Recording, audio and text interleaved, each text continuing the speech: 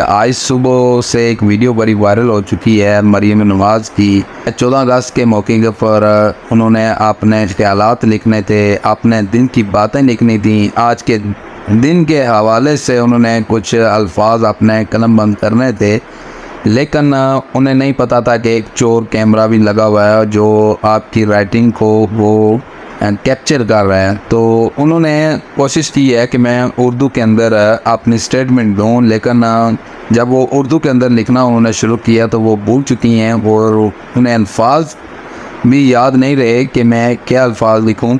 उसके ऊपर वो लिख रहे थे आज 14 अगस्त के हवाले से, उसके ऊपर वो उसकी सालगिरह को मुबारकबाद पेश कर रही थी, लेकिन नहीं लिख पा रही थी।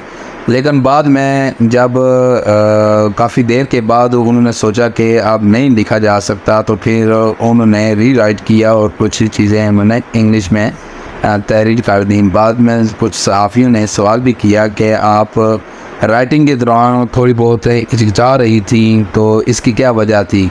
तो उन्होंने कहा कि असल में मैं बाहर से पढ़ के आई हूँ, मेरे पास जो इल्म है, जो नॉलेज है, वो इंग्लिश का था, जबकि यहाँ पर लिखा हुआ था कि आप उर्दू में तहरीर करें। तो लेकिन उर्दू में मुझे फिर लिखने में थोड़ी सी प्रॉब्लम आ रही थी।